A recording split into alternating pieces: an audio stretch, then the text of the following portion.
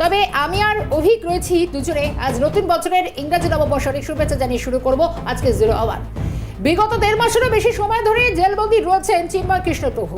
শুধু তাই নয়, এখনো পর্যন্ত একটাও তিনি আইনজীবী পর্যন্ত পাননি এবং আগামীকাল ফের তার জামিনের শুনানি রয়েছে। কারণ যতবার জামিনের জন্য আবেদন করা হয়েছিল সেই জামিনের আবেদন বারবার হয়েছে খারিজ। অভিক একেবারেই সঙ্গে আমি অভিক রয়েছি জিরো আওয়ারে। 26শে নভেম্বর গ্রেফতারির পর 26শে ডিসেম্বর পেরিয়ে 2025-এর 1 জানুয়ারি নতুন বছরে নয়া জটিলতায় চিন্ময় কৃষ্ণ দাসের শুনানি।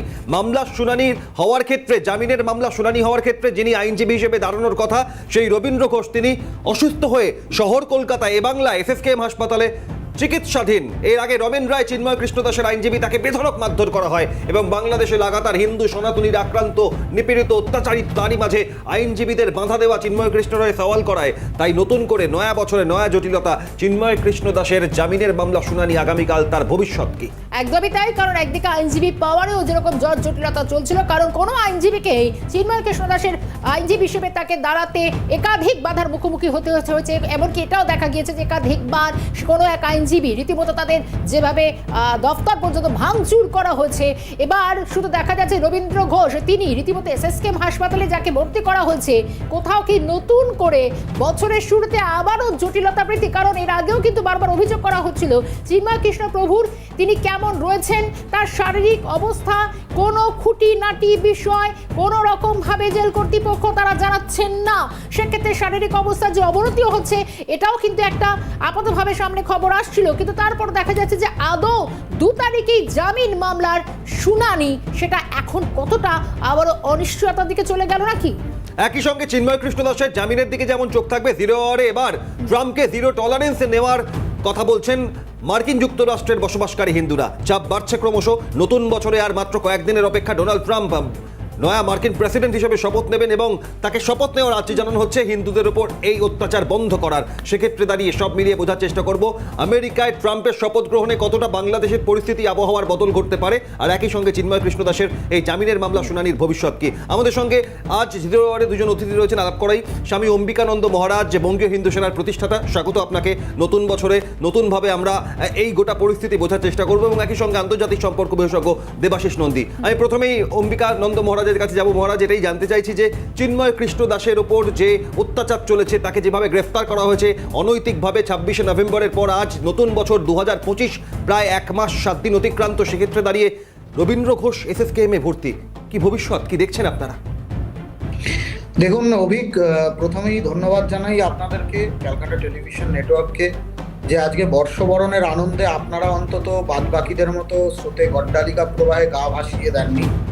বাংলাদেশে, আমাদের ঘরের পাশের রাষ্ট্র বাংলাদেশে যেভাবে হিন্দু নির্যাতন হচ্ছে, সেই হিন্দু নির্যাতনের যে ছবি আপনারা আপনাদের নিউজের মাধ্যমে পরতে পরতে তুলে ধরেছেন এবং আজকেও তার একটুও ব্যতিক্রম ঘটাননি। এজন্য আপনাদেরকে প্রথমে আমার অন্তরের অন্তঃস্থল থেকে ধন্যবাদ জানাচ্ছি। দেখুন, আমাদের মন কারোরই ভালো নেই, আর বিশেষ করে একজন সনাতনী হিন্দু সম্প্রদায়ের একজন সন্ন্যাসী হিসেবে, একজন হিন্দুত্ববাদী আন্দোলনের কার্যকর্তা হিসেবে আমি ব্যক্তিগতভাবে অত্যন্ত চিন্তিত। এবং আমি একা শুধু চিন্তিত তাই নয়, সারা পৃথিবীর হিন্দু সমাজ এই মুহূর্তে চিন্তিত।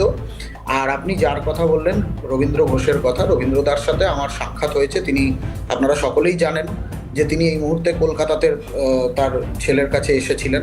তো সেই ছেলের কাছে আসার পর তিনি যে শারীরিক অসুস্থতার জন্য ডাক্তার দেখাতে এখানে এসেছিলেন, সেই অসুস্থতাটা গত 2 দিন ধরে ক্রমাগত বেড়েছে, চেস্ট পেইন থেকে শুরু করে আরও বিশেষ কিছু।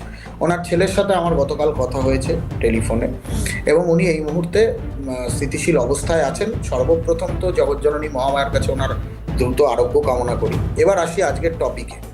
দেখুন, চিন্ময় কৃষ্ণ প্রভু তো কোনো রাজনৈতিক দলের ব্যক্তি নন, কোনো রাজনৈতিক নেতা নন, বা ওখানে বাংলাদেশ সরকারের যে বর্তমান যে সরকারটা চলছে, অন্তর্বর্তীকালীন সরকার, মোহাম্মদ ইউনূসের সরকার, তো সেই ইউনূসের সরকারের চিন্ময় কৃষ্ণ প্রভুকে নিয়ে যাবতীয় চিন্তা, যাবতীয় উষ্মা বা রাষ্ট্রশক্তির ওনার বিরুদ্ধে যাবতীয় যে তর্জন গর্জন, সেটা শুধু ওনার বিরুদ্ধে নয়, সেটা হচ্ছে ওনার এবং উনি যে সম্প্রদায়, যে ধর্মীয় মতাদর্শে বিশ্বাস করেন, অর্থাৎ সনাতন হিন্দু ধর্ম, মত ও পথ, তাদের বিরুদ্ধে। আরেকটু পরিষ্কার করে যদি বলি, তাহলে শুধু সনাতন হিন্দু ধর্ম নয়, বাংলাদেশে যে যে ধর্মমতগুলি রয়েছে ইসলামিক নয় এরকম, অর্থাৎ যারা যারা ধর্মীয়ভাবে সংখ্যালঘু, অর্থাৎ শুধুমাত্র হিন্দু নয়, হিন্দুর সংখ্যা প্রায় 3 থেকে 3.5 কোটির কিছু কাছাকাছি। তাছাড়াও ধরুন খ্রিস্টান রয়েছেন, বৌদ্ধ রয়েছেন খুব স্বল্প সংখ্যক, পার্সি রয়েছেন, জৈন রয়েছেন, শিখও রয়েছেন ওখানে। তো আজকে কোনো ধর্ম মতাদর্শে বিশ্বাসী মানুষকেই ওখানে বাংলাদেশের মৌলবাদীরা, বাংলাদেশের যারা জেহাদিরা, যারা জামাতিরা, বিশেষ করে এই আপনারা দেখাচ্ছেন কয়েকদিন ধরে আনসারুল্লাহ বাংলা টিম, এই যে হেফাজতে ইসলাম, যাদেরকে স্বচ্ছন্দে লালিত পালিত করছেন মোহাম্মদ ইউনূসের সরকার এবং প্রশাসন, তারা কোনোভাবেই তারা ওখানে অন্য কোনো ধর্মাবলম্বী মানুষকে ওখানে থাকতে দেবে না। এটা একদম খুব পরিষ্কার বিষয়।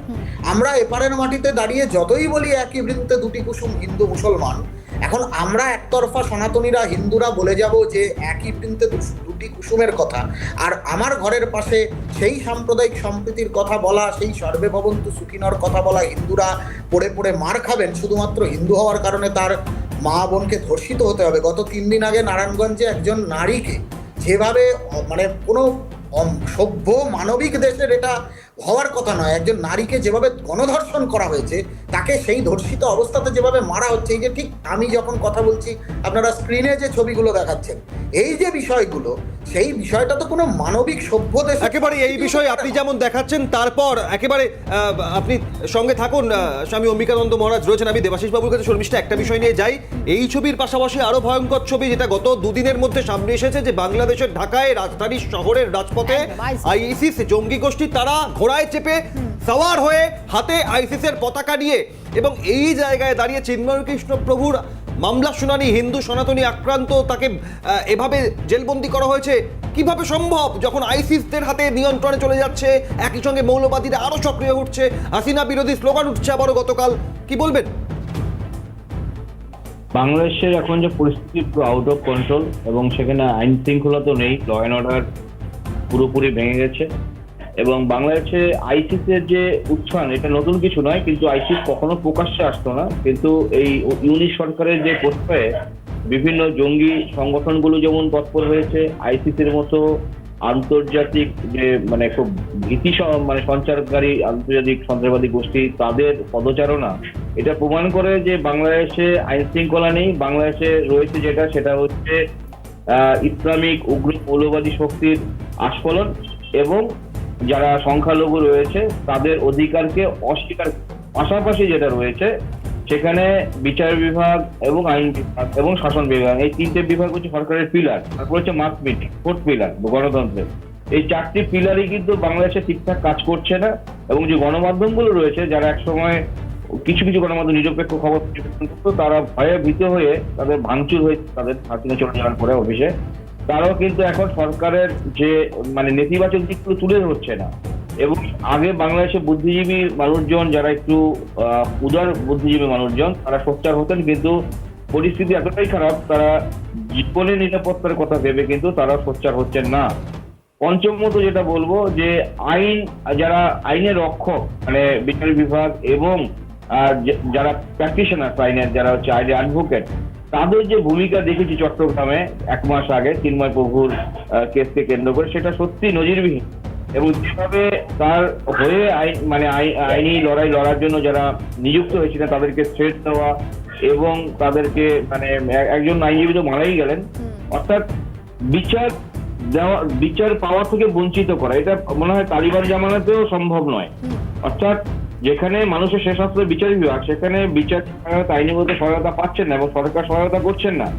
এবং সরকার চাইছেন এইভাবে চিন্ময় প্রভুর মতো মানুষজনদের যদি ভয়ভীতি দেখানো যায়, পরবর্তীকালে কোনো সংখ্যালঘু মানুষজনের নেতৃবর্গ যারা রয়েছেন বা তাদের প্রতিনিধি, তারা কখনো সোচ্চার হবে না তাদের অধিকার নিয়ে।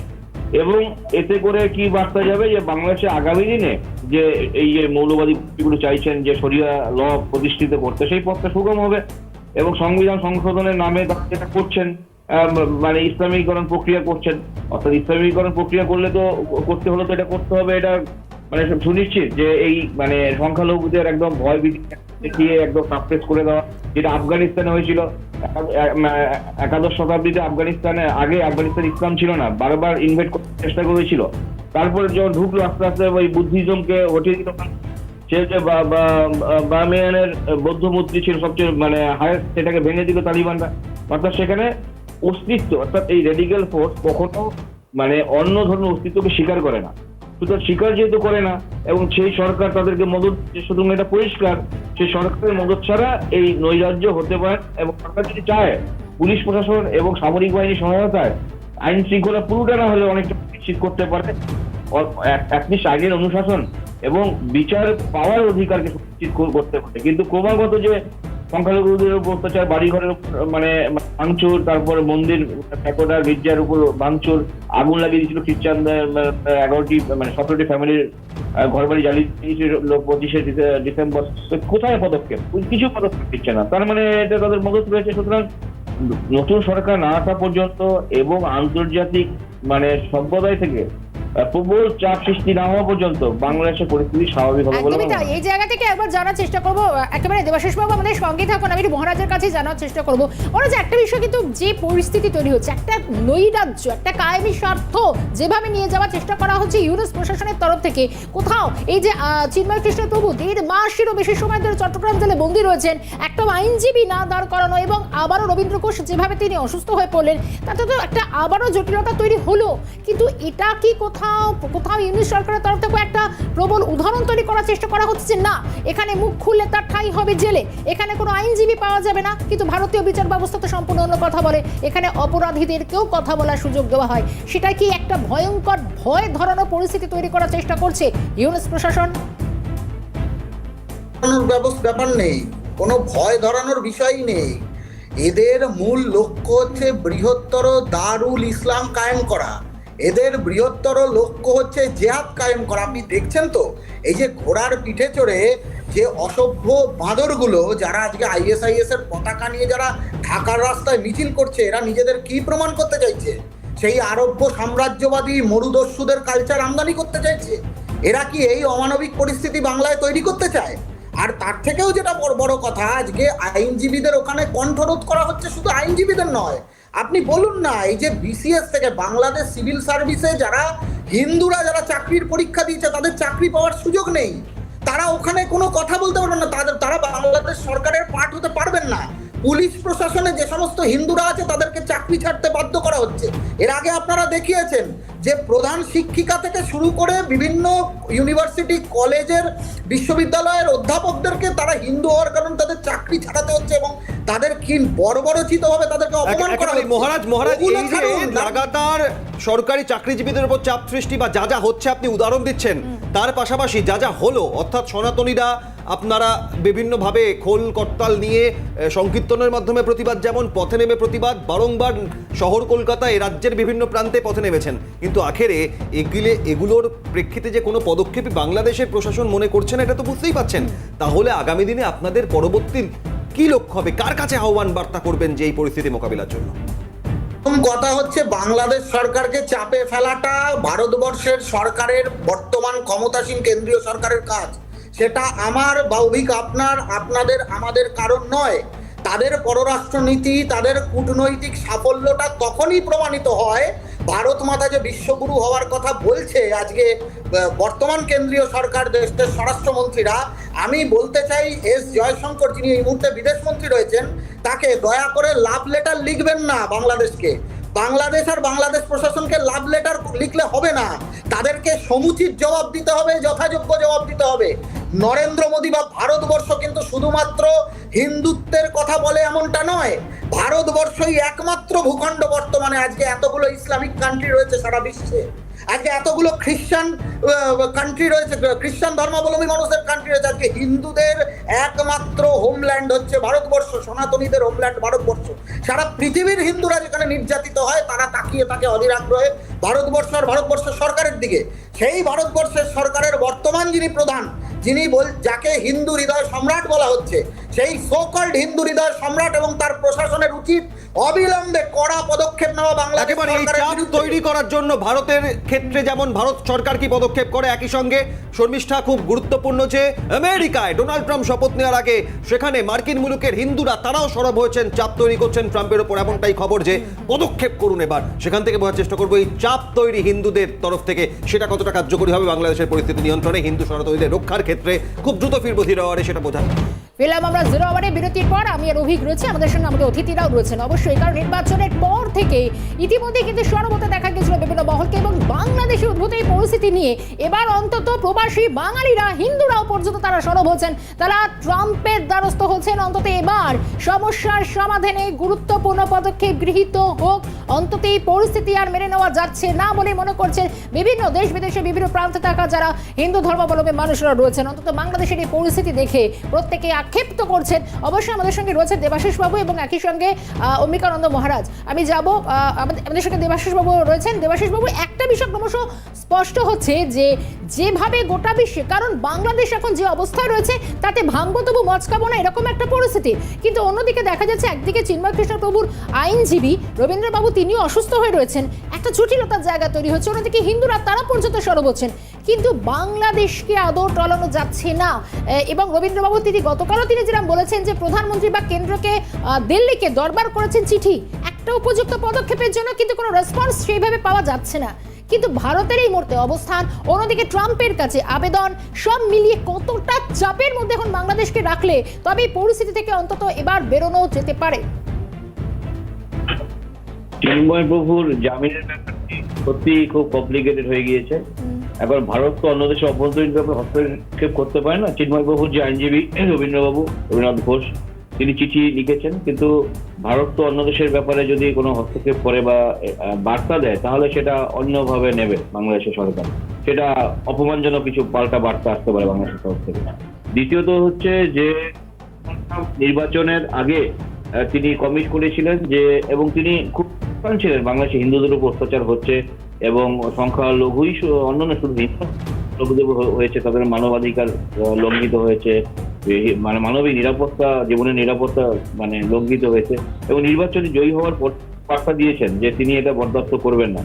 এখন দেখা যাক, আর কয়েকটি দিন মাত্র বাকি, 3 সপ্তাহ বাকি উনি ক্ষমতায় বসবেন দ্বিতীয়বারের মতো। এখন যদি তো এটা আমরা আশায় আছি যে বাংলাদেশে যা চলছে, মানে গণতন্ত্র তো নেই সেখানে, নামে মাত্র গণতন্ত্র, সেখানে নাগরিক অধিকার নেই, আইন শৃঙ্খলা নেই, এবং যেভাবে জঙ্গি তৎপরতা বৃদ্ধি পেয়েছে, তো এই জঙ্গিদের বিরুদ্ধে কিন্তু জিরো টলারেন্স রিপাবলিকানরা বরাবরই নিয়ে থাকে এবং এন্টার আমেরিকান প্রশাসনে নিয়ে থাকে। সুতরাং দক্ষিণ এশিয়ায় যাতে কোনো জঙ্গি বৃদ্ধি না পায় তার জন্য কমিটেড, এবং এই ভারতের সাথে একাধিক চুক্তি রয়েছে অ্যান্টি টেররিস্ট অ্যাক্টিভিটিসকে কমবেট করার জন্য। সুতরাং ভারতও কিন্তু এই বার্তা দিয়েছে, আমেরিকা দিয়ে দেওয়া হয়েছে সাউথ ব্লক থেকে, নরেন্দ্র মোদী নিজেও দিয়েছেন। সুতরাং আমার মনে হয় যে ট্রাম্প পেলে কিছুটা চাপে আসতে পারে বাংলাদেশ। আর দ্বিতীয়ত আমি যেটা বলবো সেটা হচ্ছে, বাংলাদেশে আমার ধারণা আরেক বড় গণ অভ্যুত্থান হবে, কারণ যে ভাওতা হাসিনাকে সরালেন, অর্থাৎ কোটা বিরোধী আন্দোলনের নাম করে, প্রকৃত অর্থে আমরা দেখছি আদৌ এটা কোটা আন্দোলন, এটা ছিল দুটো দিক। একটা হচ্ছে উৎপাটন ঘটানো সরকারের, এবং দ্বিতীয় এবং আরেকটা লক্ষ্য ছিল তাদের যে যে জামাতকে ব্যান করার উপক্রম হয়েছিল, বিভিন্ন জঙ্গি সংগঠনকে নিষিদ্ধ করা হয়েছিল। একেবারে দেবাশিস বাবু, আমি এখান থেকে একবার স্বামী অম্বিকানন্দ মহারাজের কাছে একটা বিষয় বোঝার চেষ্টা করি। 2024-এর 6টা মাস তো দেখা গেল নানা প্রতিবাদ, নানা আন্দোলন, এরপর ডোনাল্ড ট্রাম্পের শপথ গ্রহণ আর মাত্র কয়েকদিনের অপেক্ষা। ভারত নতুন বছরে নয়া একই পদক্ষেপ নেয় নজর, এবং বাংলাদেশে সনাতনীরা, হিন্দুরা কি আরো তীব্রতর আন্দোলন, গণ অভ্যুত্থানের কথা যেটা দেবাশিস বাবু বলছেন, সেই ছবি দেখতে হতে পারে আমাদের সামনে? না, বাংলাদেশে শুনুন, রাষ্ট্রশক্তির বিরুদ্ধে আন্দোলন করা সেটা এত সহজ বিষয় নয়। এই ব্যাপারটাকে বালখিল্যতার পর্যায়ে নিয়ে যাওয়ার কোনো বিষয় নেই। রাষ্ট্রশক্তির বিরুদ্ধে গণ অভ্যুত্থান করার জন্য রাষ্ট্রশক্তির প্রচ্ছন্ন মদত বা রাষ্ট্রশক্তির প্রশাসনের ভেতরে থাকা আমলা থেকে শুরু করে তাদের ইন্টেলিজেন্সের একটা প্রচ্ছন্ন মদত ছিল। তাই জন্যই ওখানে ছাত্র আন্দোলনের নাম করে সামনে থেকে ছাত্রদেরকে লেলিয়ে দিয়ে হেফাজতে ইসলাম, আনসারুল্লাহ বাংলা টিম বা এই যে জামাত, এরা সবাই একটা ছাত্র আন্দোলনের নাম করে বিষয়টাকে ঘটিয়ে ওখানে সরকার পরিবর্তন করেছে। তার কারণ তারা নিজেরাও জানতেন যে গণতান্ত্রিকভাবে নির্বাচনের মাধ্যমে যদি তারা বাংলাদেশে পরিবর্তন চাইতেন সেটা ইহজীবনে সম্ভব হতো না। সেই জন্যই, এবং রাষ্ট্রশক্তির ভেতরে থাকা যে মৌলবাদী শক্তি, যারা জেহাদ কায়েম করতে চায়, যারা যারা কেতাল করতে চায়, যে ভাষাগুলো, এই শব্দবন্ধগুলোকে বুঝতে হবে।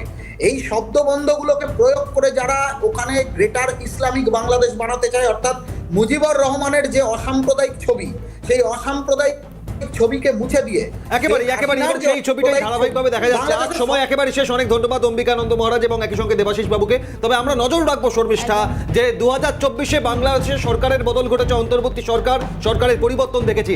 নতুন বছরে বাংলাদেশের এই পরিস্থিতির পরিবর্তন কতটা ঘটে, একদম। নজর থাকবে সেদিকে।